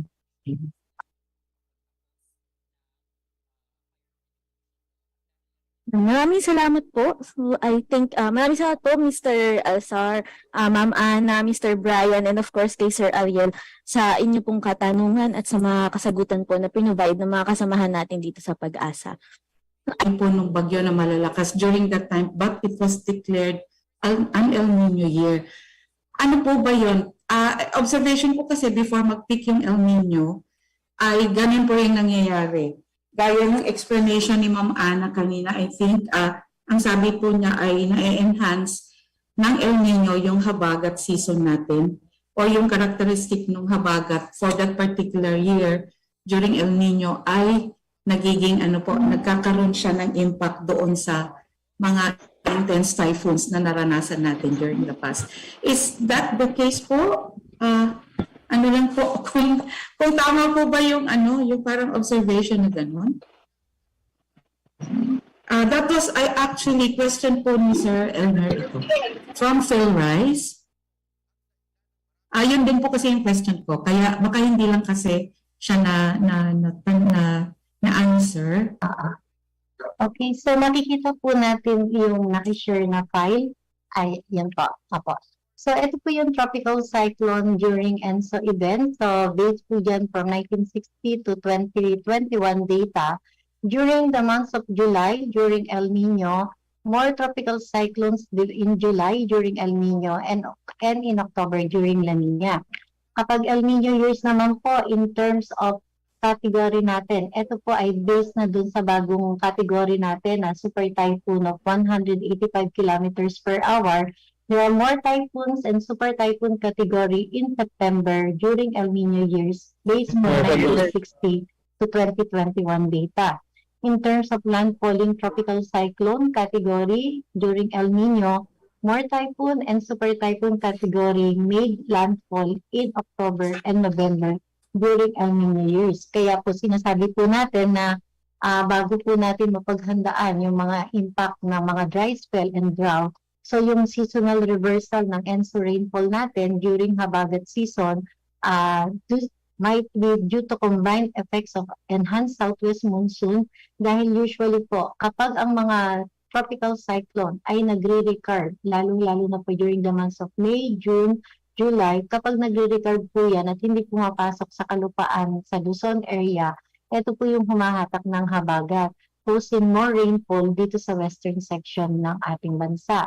And then, meron naman pong mga tinatawag na mga notable tropical cyclones during El Nino na kung saan minsan nagiging erratic po in terms of tropical cyclone tracks. So, yung nakikita po, yung pinakita kanina ni Ma'am Rusi na similar conditions of this probable El Nino event, 2002-2003 if it will be moderate, 2004-2005 kung siya weak, or 2009-2010 kung sakali siyang strong El Nino. And this is the notable thesis during El Nino, strong El Nino in 2009. So yan po si Ondoy at si Pepe. And there are, binanggit po kanina ng mga El Nino years nung nag-question po sa atin.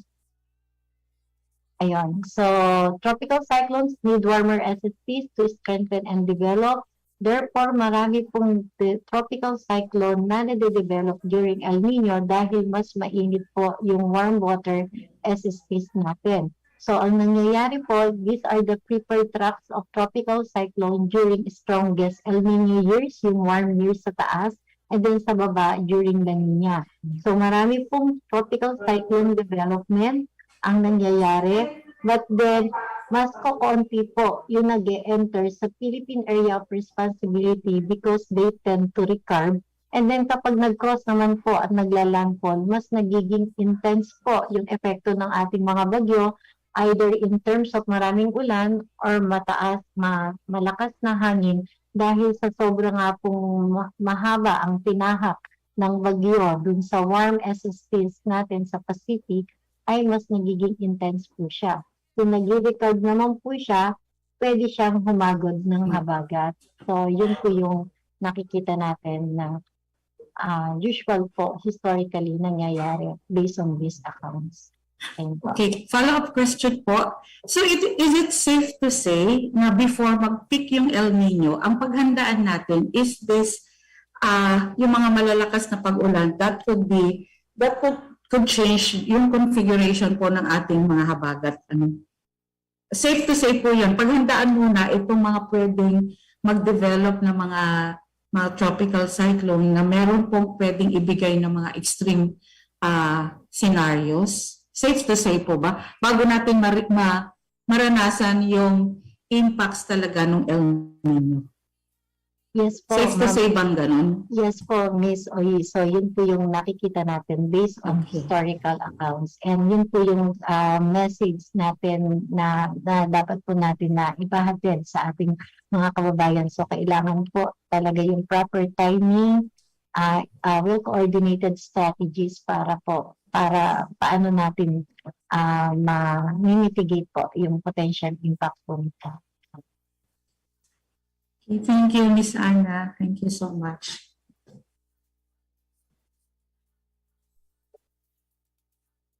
Ayan, again po, maraming salamat po, Ma'am Ana and Ma'am Oyi from the Hydromet Division. I hope po nalinawan ang mga kasamahan po natin dito regarding dito sa ating El Nino and sa mga magiging effects nito. To address po itong mga nasa chat box regarding sa hinihingi po ninyong presentations, the presentations po would be sent through sa email after nyo po after nyo po ma-fill up itong ating survey form na naka-share po ngayon sa inyong screen. Pwede nyo pong i-scan itong QR code or i-put po itong link na ito sa inyong browser para po masagutan yung aming survey form. Through this survey form po makakatanggap kayo ng presentations after nyo pong masagutan. Again, sa lahat ko ng humihingi ng survey forms ay ng presentations, I'm sorry. Then ipuput na lang din po ang link sa chat box. To proceed po with the next question, actually this question po was answered na already in the chat box, just but for the sake po ng ating mga kasamahan na nanonood sa YouTube at sa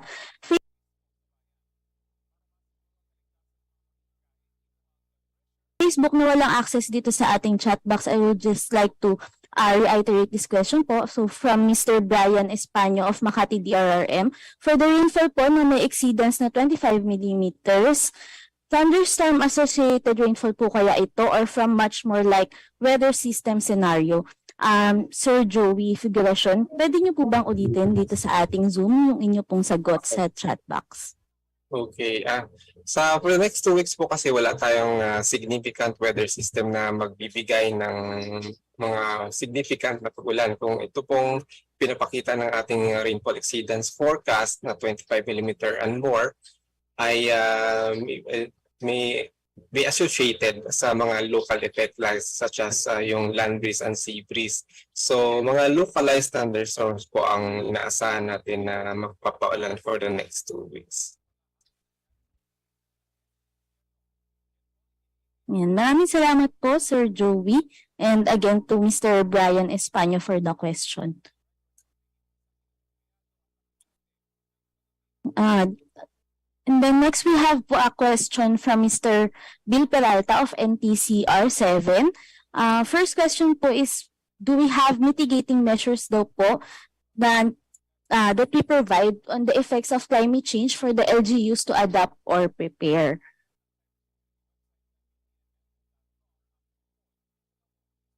Yes, opo, marami po tayong mga mitigating measures that we could provide.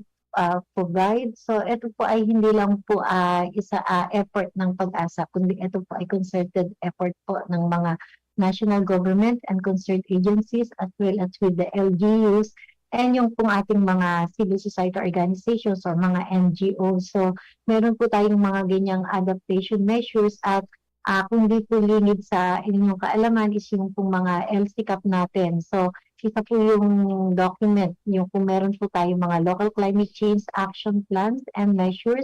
So, yun po yung pwede nating pagbasihan. And also, I think meron pong mga pwedeng i-share po yung ating mga nagiging partner dito sa pag-asa para po makakam up nitong mga mitigating measures to combat El Nino as well as climate change for LGUs. I think Ma'am Hazel of Arwan could share some of their thoughts. Ma'am Hazel. Hi, hello, Ana. Nilagay ko na po sa chat box kasi in 2019, together with Pag-asa, BSWM, the DRRM Office, Climate Change Commission, and FAO, and Christian Aid and Care Philippines, we have developed yung a coping and managing El Nino decision guide for LGUs. So, nandito po meron po siyang mga using the main yung Pag-asa El Nino warning guide ang main source of information, but if you're also doing your own weather monitoring, it will also help assist you in how to use your climate data along with the Pag-asa El Nino ENSO warning and para po sa pagbuo ng mga decision, early actions, no? So, meron po, nandyan po, including the use of yung mga available tools na ginagawa ng DA, yung meron po silang tinatawag na Vegetation Health Index. Hindi ko alam kung operational pa, pero during the 2019 ay meron. Pero alam ko, ang Pag-asa din po ay meron. So, you can request yung mga ganitong information. Nandun po yan sa guide. So, ito po ay meron po siyang mga actions, proposed actions. Halimbawa, during El Nino, at the time na mag-declare halimbawa ng ENSO alert or ENSO watch, El Nino watch hanggang sa meron ng El Nino. So, and even kung walang El Nino pero may localized drought kayong na-experience, this can also be helpful sa inyo. No? So, meron po doon mga concrete measures paano nyo gagawin and ano ang mga actions. Yun lang po. Maraming salamat talaga. Idagdag lang din po natin. So, dahil sa ngayon po, meron po tayong mga preparedness measures sa ilalim ng bubuin na Team El Nino ng national government. So, we need to come up po yung mga government agencies ng short-term and long-term solutions. And isa po sa short-term solution po ng Pag-asa to combat El Nino ay meron po tayong tool na dinevelop, yung ENSO Response Matrix. So, ito po ay i-roll out natin sa mga LGUs next year.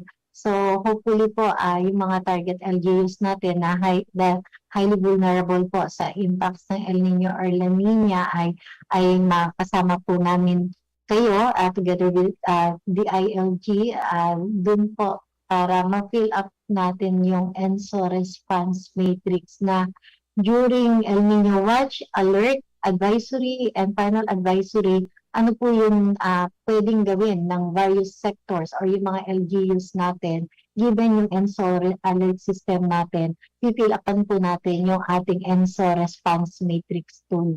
So, baka next year po or 10 na itinatatag po ng national government. Ayun. Thank you po. Yeah, maraming salamat po Ma'am Ana and Ma'am Hazel for the answers po na provide natin, and as well as to Mr. Bill Peralta from NTC. So according nga po kay Ms. Hazel, pwede po ninyong i-send sa kanya inyong email address para po ma-forward niya sa inyo ang mga El Nino Guide, and kung saan po natin pwede makuha itong information. Nakalagay po yan dyan sa may chat box. So pwede na po kayong mag-reply kay Ms. Hazel.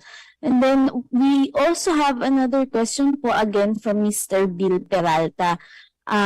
May we ask daw po what measures you undertake to improve the warning systems during super typhoon? So I think someone from Mr. Alzar po from Weather Division can answer this question. Hello po, pakiulit yung tanong. Yes po, so ang tinatanong lang po ni Mr. Bill Peralta is what measures po ang inyong tinitake to improve the warning systems during super typhoon? Ang hindi ko mapakita yung presentation, meron kasi kaming isang domain, mas malayo pa kaysa PAR, ay nag-i-issue na kaming warning. Kapag ito pumasok sa isang domain, ay nag-issue pa kami ng advisory na habang malayo pa ito sa ating bansa. At kapag nakita namin na within 5 days papasok na sa PAR itong bagyo, magpapalabas kami ng tropical cyclone advisory. At nakasat po doon, ano pa ng bagyo, location, at saan papunta yung bagyo. At sa ganitong paraan, makakapangganda po ang ating mga kababayan. Kasi may 5 days na tayong na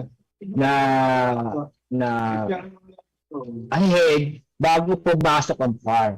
From the PAR line, pagpasok ng PAR line, may another ilang araw pa. So, estimated ko 5 days din. So, tumatotal 5 days, 10 days na preparation para sa ating mga kababayan. At alam po natin, kapag may mga bagyo, ang unang nasasalanta ng bagyo, itong eastern section ng ating bansa. Like Cagayan, Isabela, Bicol, Eastern Visayas, Davao, and Caraga region. At alam po natin na palagi natin sinasabi, kapag kada buwan, ito magiging track ng bagyo. Although hindi 100% alam ng mga tao, pero ang ginagawa ng pag-asa po ay regularly ay nag-update kami ng weather at regular kayo sinasabi namin ito magiging track ng bagyo. At ulitin ko po na may ample time po tayo na tulad ng 10 days dahil babasa ba na yan 10 days at from the experience mo natin, alam mo natin na kapag ganitong tag-ulan ay alam mo natin kung saan yung mga lugar na binabaha. Kasi ang pag-asa ng pagtulungan po tayo sa national and local government. Lalo na po sa local government kasi mas alam po nila yung kanilang lugar kaysa sa amin. Kailangan magtulungan po tayo. Hindi lang from pag-asa lang tayo aasa na lahat ng trabaho sa pag-asa po. Dapat ho magtulungan po tayo kasi para maging ang objective ho natin ay mailayo sa kapamakan ating mga kababayan. Lalo po yung mga NGO na kabisado ho nila yung kanilang mga lugar kung saan yung prone sa landslide, saan po doon prone sa baha, at sana po itong panahon ngayon na wala halos ulan, kumbaga good weather po tayo, ay hopefully ay nakahanda na po tayo na pag may dumating na bagyo kung saan mangyari, magbaha o malakas na ulan, ay kaya na po ng ating drainage system or ating mga kababayan kapag kailangan lumikas, mag-evacuate, is alam na yung nila na saan sila pupunta. At sana sa pag-asa naman regularly nagbibigay kami ng seminar sa mga LGU. At yun din po sa atin, from the LGU, ay may proactive na sa maliit na bagay, magkaroon tayo ng may seminar na evento pag tag-ulan is itong mga lugar po binaba. So, yun po natin mga kababayan. And then, meron tayong IDF, yung Impact-Based Forecast, na ang ibig sabihin nito ay involved na. Kumbaga, involved na po yung LGU na kami magbibigay ng information like halimbawa po, may bagyong parating at ano pong inaasahan ng mga lugar, ano mga inaasahan sa bentong susunod ng 24 oras. Sasabihin mo namin ang aming observation, analysis, expertise, itong bagyong parating, i-inform namin sa LGU with the help of the regional PAGASA regional offices. And then from LGU, kasi malaking part po LGU talaga, para maging effective talaga yung ating information. Kasi di lang, may kasi yung PAGASA lang po ang kumbaga, malaking part ng responsibilidad ang ang PAGASA lamang ang kumbaga, gagalaw o kikilos. Magtulungan po tayo from the national to local government po. Ayan, so salamat po Sir Alzar. And I think madami pa pong katanungan yung mga kasamahan natin, but with the interest of time, so already 11:56 na po.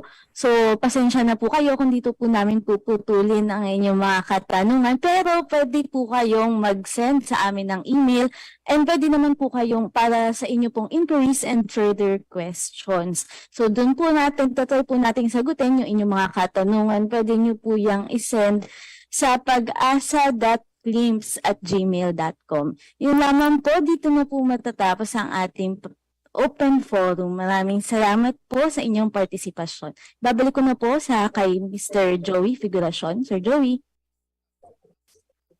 Okay, thank you so much, Val. Thank you to all our distinguished speakers and at sa mga nagtanong also for sharing their valuable insights and expertise with us today. We hope that the information and discussions presented during this forum have been informative and beneficial to all our participants. By now, let's hear some closing remarks from Ms. Ana Solis from CAD-CLIMS to officially close our session today. So, thank you very much, Sir Joey. And good morning po sa ating lahat. So, hello.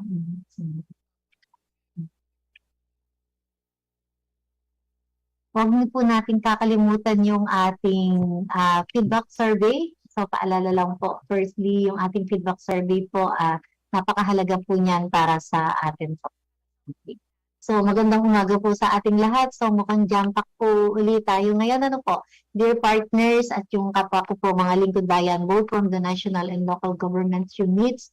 So, on behalf of PAGASA, allow me to give our closing remarks while most of our top PAGASA management is attending yung significant event po natin ngayon, yung formal launch of our country's first approved Green Climate Fund, yung pong multi-hazard impact-based forecasting. So, nandun po yung ating mga top management attending that significant event. So, another successful conduct of this climate forum is about to close at ito ay dahil po sa inyong patuloy na pagtangkilik at pagsubaybay in this forum via Zoom. And yung pong combined audience natin, dyan po na nakikinig at nanonood sa Facebook at YouTube channel. So, lubhang nakikita po natin ang kahalagahan at relevance po ng mga informasyon at updates from DOST PAGASA. And we are honored and grateful po sa inyong walang sawang pag-uptake ng mga products and services ng PAGASA, Mapa Weather, Mapa Hydromet, and Climate Services. And also good to mention po yung recent astronomy, yung stargazing session po ng DOST. So check nyo lang po yung aming Facebook account para sa additional information. So aside dyan, so meron tayong sa mga astronomy. And based from the update shown today in this forum, so yung probability of El Nino to develop this year is increasing. And as the probability increases ng pagkakaroon ng El Nino, the lead time for us to be prepared for its potential impacts is decreasing. So, ibig sabihin po, historically, prior to or during our El Nino event, so till extreme events could happen. So, nabanggit po natin that habagat season may become enhanced. Tropical cyclones, especially trucks, may become erratic, while amihan season might become weak for potential for dry spell and drought occurrences could be occurred. So these are some of the general scenarios kapag po meron tayong mga ganitong extreme climate events. So meaning, timing and coordinated strategies are very important. And as our government calls for convergence of effort, hindi po tayo pwedeng magkanya-kanya, especially in tackling this El Nino. So asahan po ninyo na we keep on monitoring this developing El Nino and its impact to our climate pattern. At maihatid po natin sa iba't ibang national government and concerned agencies na bumubuo po sa itinalagang Team El Nino po ng ating gobyerno or yung 10, and of course for our partners and the general public. So asahan po ninyo ang pagiging proactive natin at yung mga agarang update po from PAGASA kung kinakailangan. So muli po, magkita-kita po tayong muli sa ating 168th Climate Forum. So tentatively scheduled on May 24. At huwag niyo pong kalimutang bisitahin ang ating PAGASA website, pagasa.dost.gov.ph, yung ating Facebook, Twitter account, YouTube channel, at yung pong ating Payong Pag-asa mobile app ay i-download po natin. So muli po, salamat po sa ating lahat at ingat po tayong lahat. Huwag niyo po kalimutan yung ating feedback survey. Napakahalaga po ito na sa ating parte ng ating climate forum. Yung pong makita namin or malaman yung pong inyong pulso or feedback po from this conduct of climate forum. So please po, pakipilapan lang po. Maraming salamat po. Back to you, Sir Joey.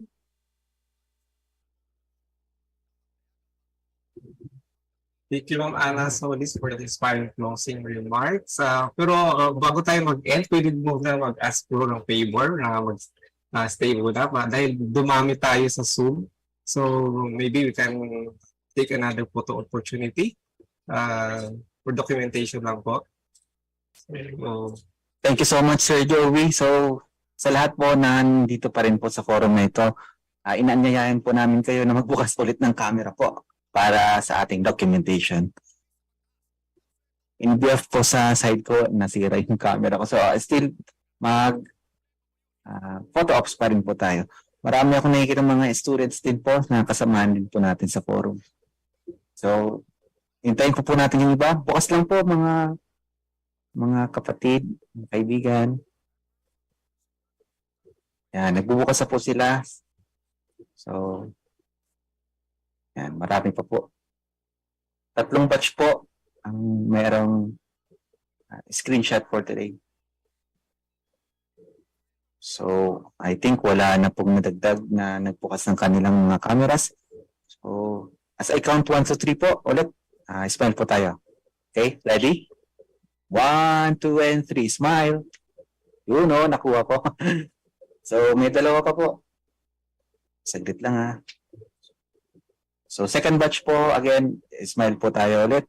1, 2, 3, and smile. Yun, ang gagwapo ng mga taga-iyas. So, second batch, for the third batch po. Again, 1, 2, 3. 1, 2, 3, and smile. Maraming salamat po for your cooperation. Back to you, Sir Joey. okay, thank you, Ian. So as we conclude this climate forum, let us take with us the knowledge and understanding gained from today's discussion to further enhance our understanding of weather and climate. Remember, our actions and decisions play a crucial role in addressing climate challenges.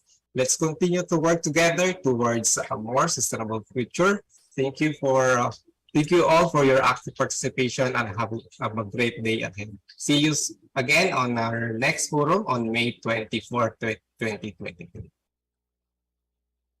Bye-bye, everyone. Recording stopped.